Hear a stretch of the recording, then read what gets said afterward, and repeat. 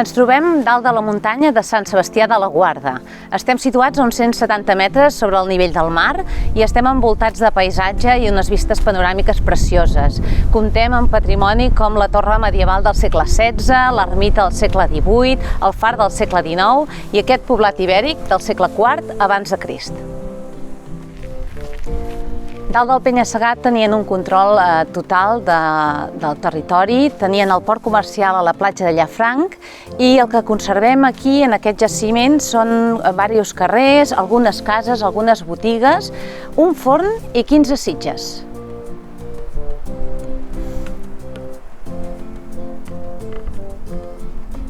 En les prospeccions del jaciment es va trobar dins d'una de les sitges, completament colgat de terra, un esquelet d'un home d'aproximadament uns 40 anys. Déu-n'hi-do, perquè en aquella època vivien els homes uns 35 anys i les dones arribaven a uns 28 pels parts. Doncs es troba aquest cos que, com sabeu, en principi els ibers els incineraven, i per tant no es tractava d'un enterrament. Què feia aquest cos dins la sitja?